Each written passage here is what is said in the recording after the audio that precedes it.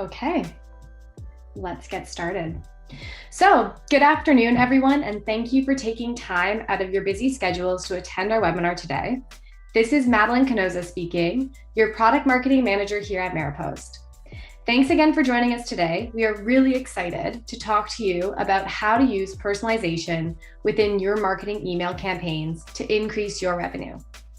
Our head of product operations, Manny Ju, is our resident expert in all things personalization at Maropost and is going to be running us through today's webinar. Before we get started, I just want to cover some housekeeping items. The presentation will be around 30 minutes, and we will have a few minutes at the end for a live Q&A. Everybody is automatically on mute, so questions can be submitted at any point throughout the presentation via the Q&A chat button found on the bottom right of your screen. Should you need to drop early, today's webinar will be recorded and circulated to all those who registered for any future reference.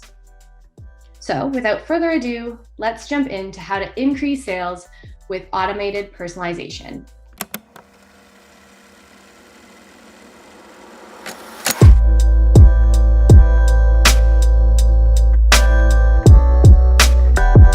The agenda for today's webinar is as follows. First, we will be talking about the personalization trends we are seeing in e-commerce marketing and some of the success statistics around that.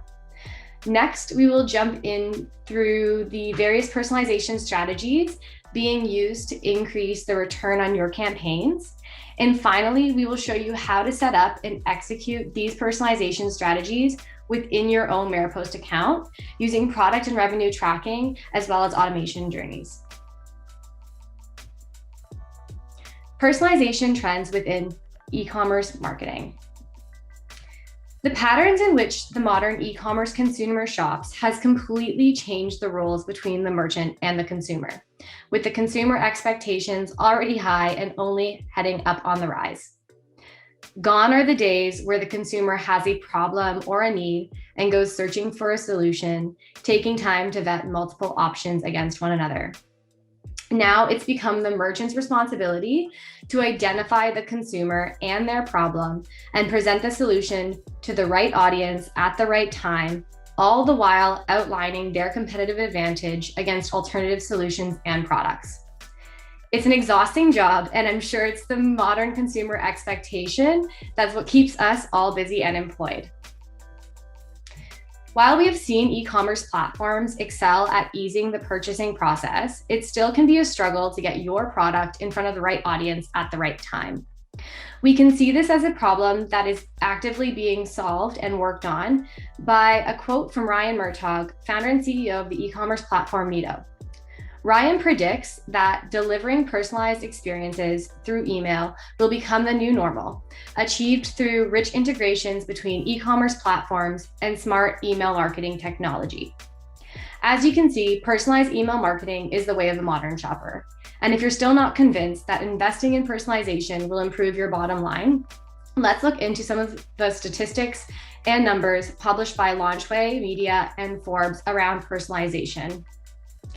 We've seen personalization help marketers achieve the following goals: increase their conversion, increase their lifetime value of their customers, and grow and gain loyalty. It's really evident in the stats, such as marketers who use personalization on average see a 20% increase in their sales. 44% of consumers say they are more likely to become repeat buyers after having a personalized shopping experience with a particular company, as well as 75% of customers are more likely to buy based on personalized recommendations. Now that we've seen proof that personalization is effective and can work, I'm going to turn things over to Manny Ju, who is going to go over the strategies that are used by many marketers to achieve these levels of success. All right, thanks, Madeline. And hello, everyone. Thank you very much for joining our webinar today. And that's what I'm going to do. I'm going to take into some common examples of e-commerce personalization strategies. And let me just take you here to this next slide here, and we're going to start right away. Now, okay, here we go. All right, now I know that I'm preaching to the choir when I say that email is the most effective means of growing sales in your business. Perhaps you've heard this statistic before. For every $1 spent, an email has the potential to generate $44 in sales. All right, just do the math. That's a 4,300% return on investment. No channel gives you that value. Now, in this portion of the webinar, I'm going to share with you the 4 most common types of email marketing strategies that leverage the purchase history data you have for each of your customers. So each type of email marketing strategy has a specific goal in mind. You see 4 of the most common ones here. So I'm going to take you in and let's take a look at some of those strategies here. All right.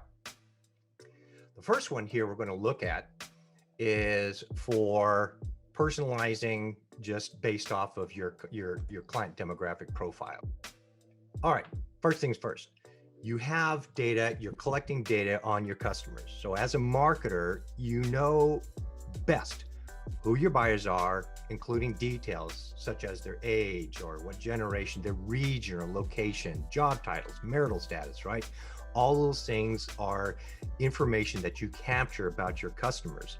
So like in many cases, you're going to have products that align to a specific demographic over others. For example, marketing and advertising car insurance. Probably is not going to make much sense to a demographic under the age of 16 or those who don't own cars. So as you capture more data and information around your customer base, well, you can tweak and you can refine what products you're recommending to them. Babies R Us is a good example. When we were having our first son, my wife signed up for their program and gave her expected delivery date. And of course, we started receiving a series of emails featuring products that were leading up to the expected delivery date. Then after our son was born, we received a lot of emails of age-appropriate products, starting from newborn to infant, all the way to toddler, right? So these are the things that you should be thinking about in your email campaigns as well. Okay, let's move on and talk about this next one here. This one is a personalization strategy that is used for subscription-based businesses, and they're starting to become more and more prevalent. In a recent survey, for example, I read that 70% of business leaders that were surveyed, they said that their subscription business models are the key to their future growth. And if you've got subscription-based business, well, you know that free trial periods are now becoming the de facto standard for subscription models. If you have a subscription-based business and you don't have free trials, you're probably getting a lot of pressure to set those up, right? You'll see that a lot in software companies, video streaming services, and even in premium mobile apps. And of course, email is the perfect way to stay in touch with your potential customers during the trial period. In these types of email campaigns, you want to keep reinforcing the benefits of your service, make sure that your trial users are getting the most out of their service, right? You want to stay in touch. Now, let's move on and talk about this next one here. And this one here is for product affinity. Okay? And it's one of the most powerful ways to put your purchase history data to work. And by product affinity, you probably are familiar with the most common ones, the cross-sell campaigns and upsell campaigns, right? A cross-sell campaign, that's the one where you present complementary products to the one that your customer bought. Cosmetics, classic example of how cross-sell campaigns are very, very effective. Whenever we travel, my wife doesn't just pack one bottle or tube of lip gloss and that's it, right? No. What has she got? She's got lip gloss, foundation, eyeliner, right? All that sort of stuff. And of course, she gets back at me too because I don't just have a TV. Oh no. What do I got? I got a TV, I got a sound bar, I have stereo speakers, I got speaker stands, I have a universal remote control, right? So think about your own product line. And if you haven't, do your homework, right? What products do your customers typically buy together? And also, what products are they not buying together that maybe they should be buying together? So those are the types of things that you want to do with these product affinity emails. Now let's talk about repeat behavior. So if you were to ask any business owner, who's your best customer? What do you think he's going to tell you? Well, he's going to tell you that his best customer is his repeat customer, right? Because it's one thing to acquire a new customer, and it's completely different to retain a customer. What makes email so effective, it is a great way of acquiring new customers, but it's also primarily used to retain your existing customers and keeping them happy. So product replenishment emails are really good for any type of renewable product that has a predictable lifespan. So think of consumer packaged goods, right? Soap, shampoo, pet food, cleaning supplies. Those are all great for product replenishment campaigns. But business related products too, printer toner, paper, office supplies. So for example, in this case here, you can use product replenishment for cosmetics. So for example, let's say the marketer knows that on average, a 3 fluid ounce jar of face moisturizer lasts about 45 days. So a campaign is going to be timed to go out around 35 days after the product purchase date. And then there's going to be a series of emails reminding the buyer to replenish their supply. Now, in these replenishment emails, where you can also combine them with a cross-sell type of an email. So where the main body of your email is the call to action, which is to replenish the foundation, but it could also include some complementary products to purchase at the same time, like you see here in this email here. All right, so let's talk about this next type of campaign as well. Loyalty programs. Everybody's got a loyalty program. Retailers, hotels, fast food outlets, right? They all have loyalty programs. And of course, the purpose of a loyalty program is to provide benefits that are exclusive to members. The more loyal you are, the more benefits you gain access to. The more benefits you gain access to, the more loyal you are, right? It's that cycle that goes, and it's all about building up customer lifetime value. Now let's talk about this next one here. Product education campaigns. They're also great at building customer loyalty. Our advice is don't assume that everybody knows everything about your product or your service. You've got a great product, you know that. You got a great service. So when you have a new customer, an education program is great because it reaffirms to your customer that yes, they made the right decision, and you're going to explain why. Software companies, they're classic users of the product education campaigns, right? They use them extensively. You know that when you purchase a subscription to a particular product online, you know you're going to get a series of emails that teach you how to use their product. But product education campaigns aren't just for technical products either. One of the most successful email campaigns ever was done by a cosmetics company. And they sent a product education campaign to buyers of their products. So if you bought lipstick or foundation, they put you into an edu campaign that taught how to apply makeup. You think that this is so basic, but oh my gosh, it received so much feedback because there was a lot of people that were buyers that had never used makeup before, and they appreciated how to do it right. All right, let's talk about this next one here. And this one is about loyalties, right? We talked about the loyalty programs, but this one is about soliciting reviews. So a product review solicitation email, well, that's also great for building up customer loyalty because it's a way of telling your customers that you respect their opinion. Good or bad, you want to hear from them and you want to give them the opportunity to speak up and say whether they liked your product or not.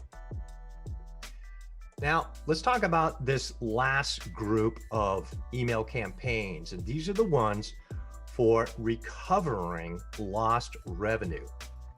Right, so here's an example of a win-back campaign. So these are the ones that you want to use to re-engage lapsed buyers. And this is one that I've received in my inbox. It's when Netflix, a couple months ago, when they were planning to increase their subscription fee, you can tell that they had already anticipated that their decision would cause a lot of people to reassess the value of their subscription and cancel, like I did. So while they were planning out the campaign to tell people that they were increasing their subscription fee, they were also proactively planning a campaign, a win-back campaign that'll be triggered to everybody who canceled their subscription. So I counted my inbox. I don't know about you, I've already received 14 win-back emails from Netflix. Now, the only reason why I've not unsubscribed from those is, well, hey, I'm an email marketer, right? I have this morbid curiosity just to see how far their program's going to go. So 14 emails and counting. It's been pretty fun. Now, the first series of emails that I got were just reminders about the benefits. Wasn't it great to watch the Avengers without commercials?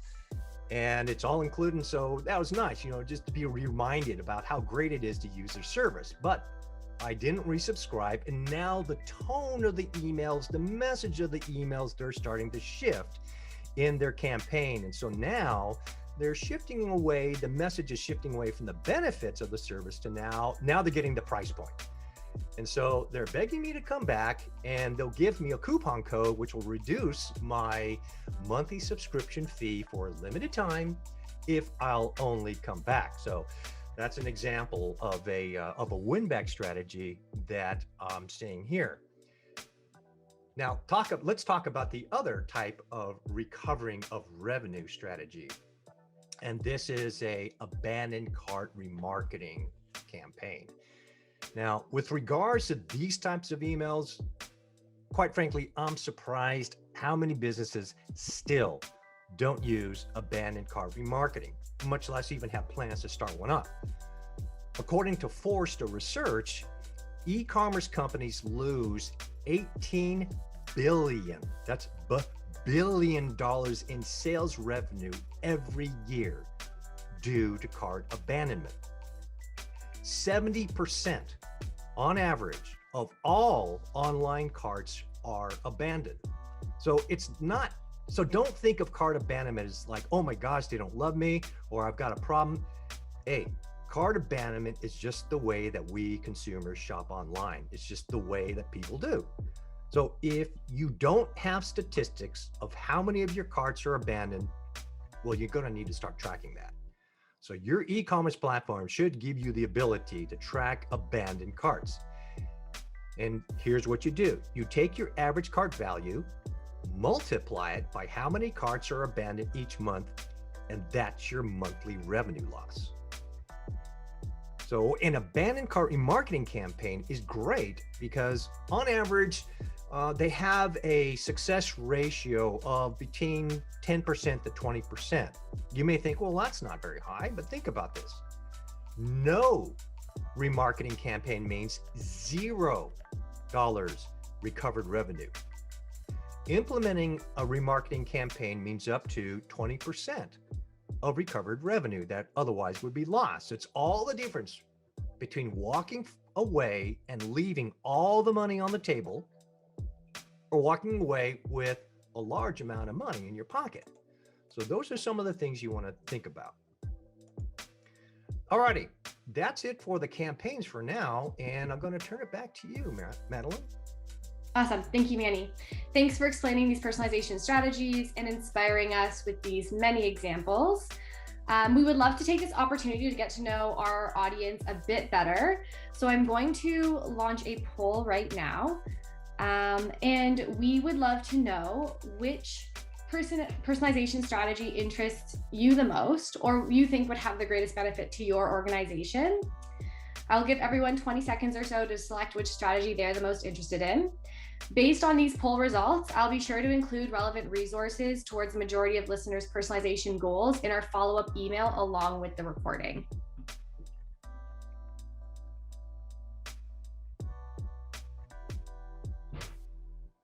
I'll give everyone 10 more seconds. This should be good. I'm excited to see what the poll results are. That's right. That's great. I'm seeing them live. It's an interesting split.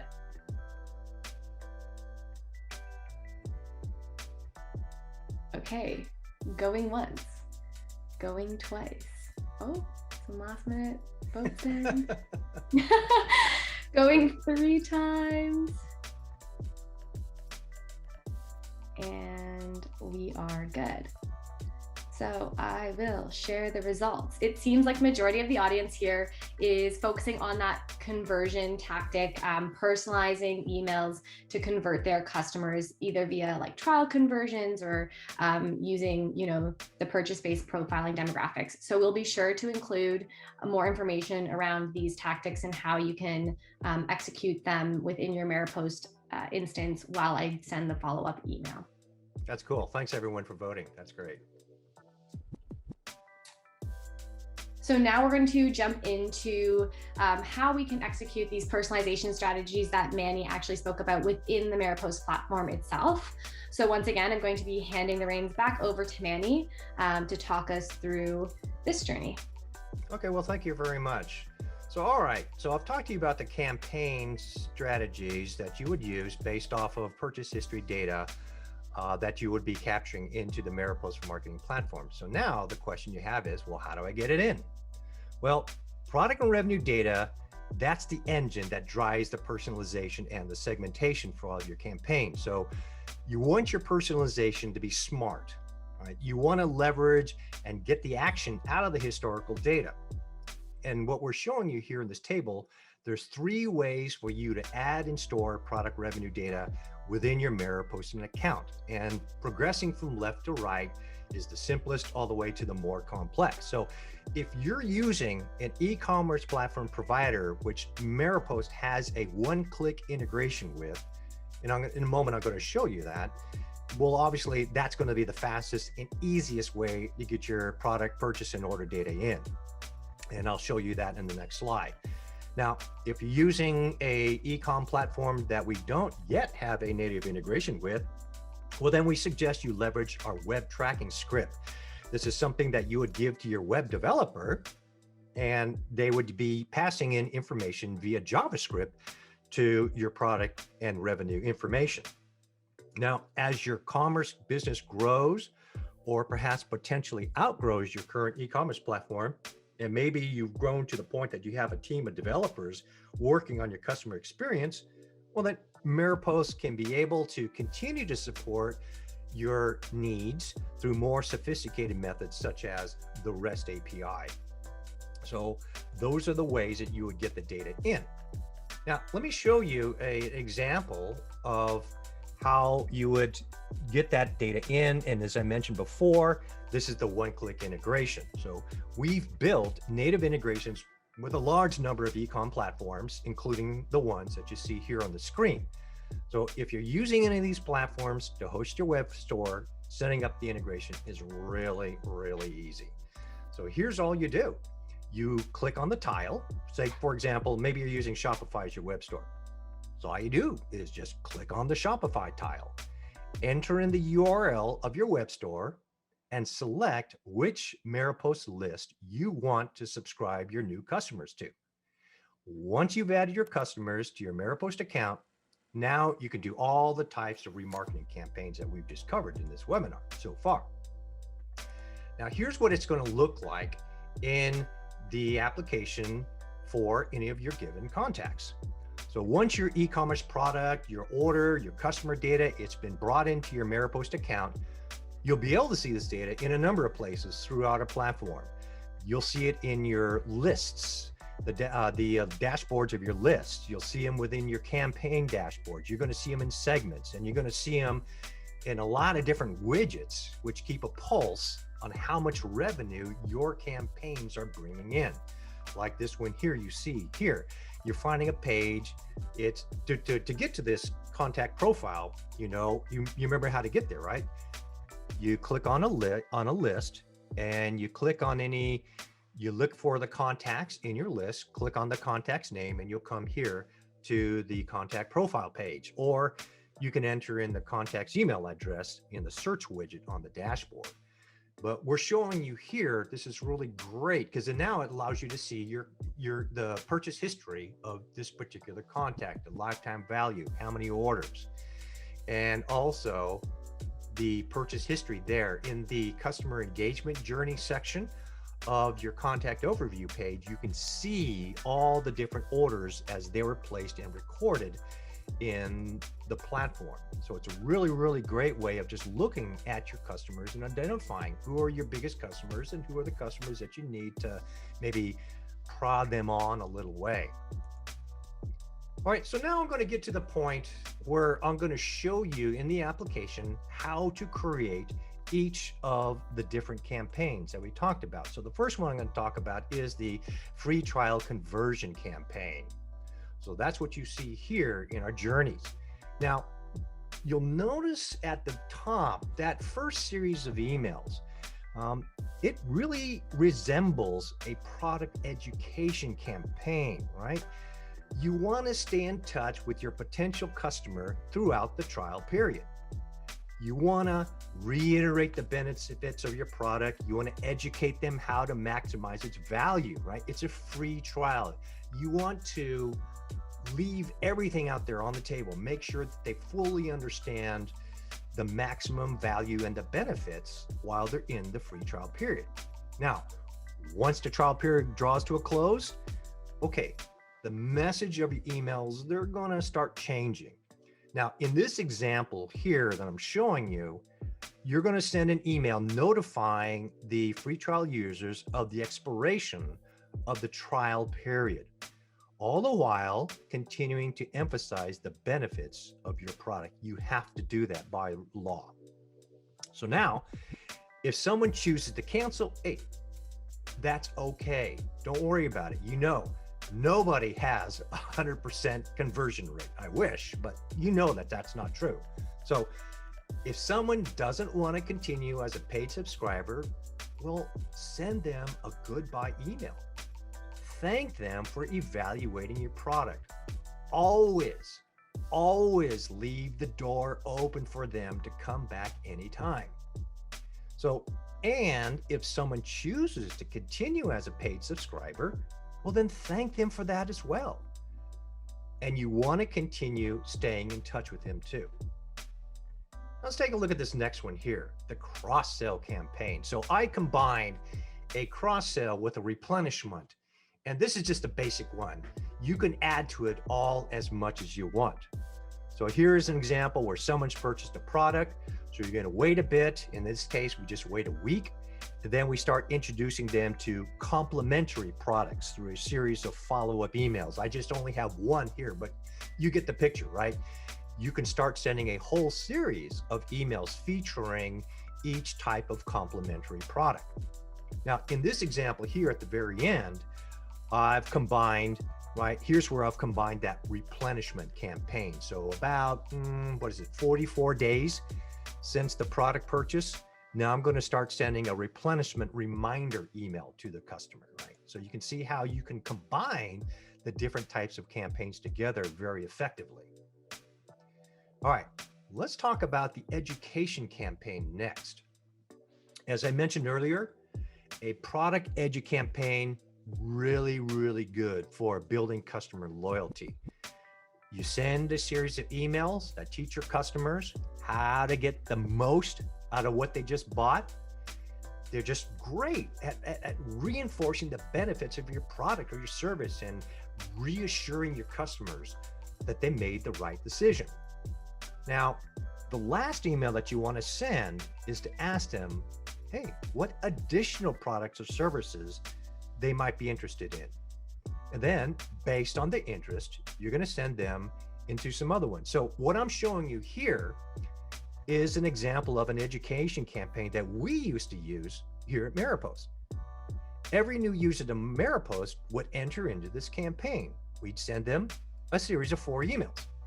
So the first one was a welcome email, right? Thanking them for signing up for Maropost, reaffirming the value, and then instructions on how to get help, support, how to get real-time chat and all those things. And then we'd send them 3 emails leading up to them sending their very first campaign.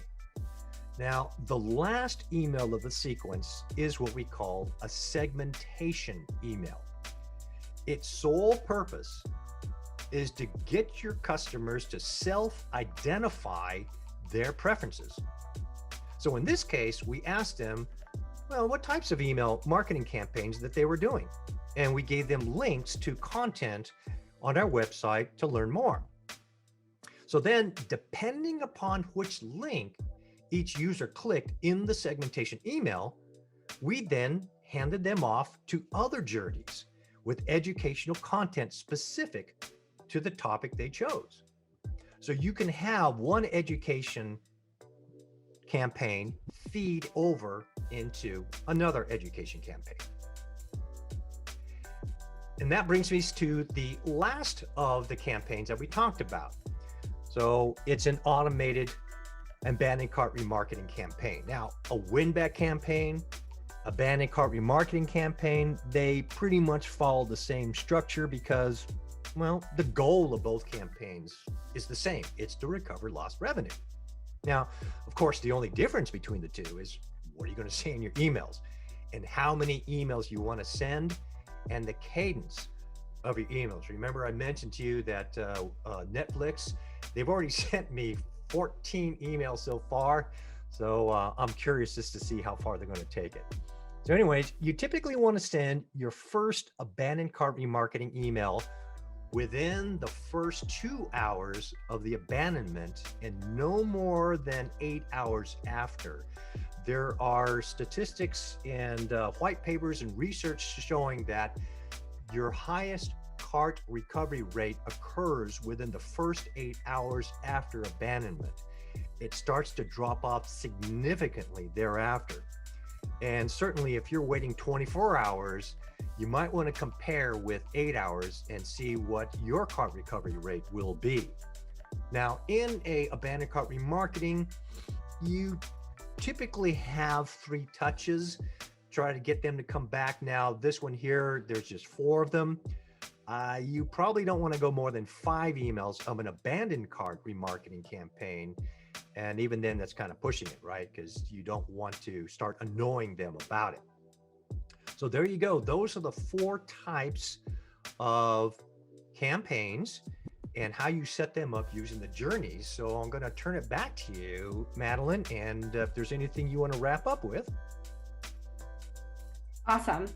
We will now open the floor for questions. So I'm going to just take a look and see, once again, if you have any questions, you can submit them by clicking the Q&A button and typing it in there. Let me just double check if we have any incoming questions coming in. Okay, perfect. We do have a couple. So the first one is for Manny. In Maropost, you showed the purchase history and revenue data within the customer profile. Does this information continue to be tracked even if that contact has unsubscribed from a list? Very good question. And yes, it is, because the purchase history data is tied to the contact and not to the list that he belongs to. So even if a contact unsubscribes to a particular list, all of that purchase history data is still there available to you. Awesome. We have another question coming in. For a product, is it possible to add custom fields like they can for contacts? Sure. And for products, we have a standard set of a standard way of saving products. And so when you use the API, the standard APIs for getting it in, it goes there. Now, I get asked a lot about, well, how do I customize products? And that's where the relational tables feature really comes into play. Because the main thing is that everybody has a different way of defining their product. So the product and revenue database that we use, it's more for the generic ones. It strikes the middle ground of everybody's product. But you can certainly then use relational tables to create the product specific attributes that you have in your shopping cart, in your web store. And it's very common for clients to do that, to combine the product and revenue with the relational table data so that you can follow up with more specific types of personalization or segmentation campaigns that you want to do. Awesome. We have more questions coming in. So one attendee here is wondering, is it too quick to send an abandoned cart email immediately after they abandon? So for example, within minutes. What do you think the minimum wait time should be for an abandoned cart email? Yes, the creep factor. Yes. Like I said, we recommend like wait 2 hours. Now remember, the way that an abandoned cart is detected is they've bounced from your site, and a bounce typically in most web analytics is user configurable. And usually it's, hey, if they've not seen any page views within 40 minutes, right, then they bounce from your site. With our application, if you're using Maropost web tracking, you can set the duration of no more web page views to determine when a bounce is. And at that point, that's when you can trigger. So let's say you've detected an abandoned cart because there's been no page views within 40 minutes. And if you still want to wait just a little bit longer, you can put a little bit of a delay, right, in your abandoned cart remarketing campaign. And like I said, usually you want to wait about an hour or two. You don't really want to creep that person out by sending it right away. But at the same time, you don't want to wait too long, right? So strike that balance between 2 to 8 hours. Awesome. So given that a lot of the Maropost users are running multiple different journeys for customers at different stages in the life cycle, what do you recommend is the best way to manage a customer's preferences so that that customer can unsubscribe to like a certain notification? So if they keep on getting these 5th and 6th abandoned cart emails, they can unsubscribe, but it won't actually land them on the global do not mail list and, you know, prevent them from learning about other opportunities within the organization. Right. Oh, that's a really good question. Glad you asked that one too, because you're absolutely right. You're sending abandoned cart remarketing emails because you're trying to get them to come back, and you're worried that maybe too many touches and you're going to really make them angry. So remember, you can use that you can customize the opt-out links of your email campaigns, and you can use a special link for opt-out that is just for that specific journey. And so what that means is you include that opt-out link in the journey of your abandoned cart remarketing campaign, and that's exactly what's going to happen. They're just going to opt out of that campaign. But whatever list you have them in or any other journey campaigns that you have running, they'll still stay in those. Good question. Great. So I do see 1 or 2 questions coming in that are quite targeted in their answers. For these individuals who are sending them over, I will personally email you a response and help you through you know, your personalization asks. But we're about to wrap up. So I would just like to say once again, thank you, Manny, for sharing so much knowledge and insight on email personalization today. I hope we're all leaving with some new findings. I would also like to thank all of the audience for being so interactive and joining with us today. Before you hop off the call, you will receive a 3-question survey that provides me with feedback on how you thought today went and what webinar topics you want us to tackle next. So please do take some time to fill it out. I personally really appreciate it. As a reminder, the recording of the webinar and additional resources on today's topic, as well as answers to any outstanding questions we didn't get to today, will be sent out shortly. So that's all for today. I'm signing off. Until next time, thanks so much, everyone, and goodbye. Thank you, everyone. Bye-bye.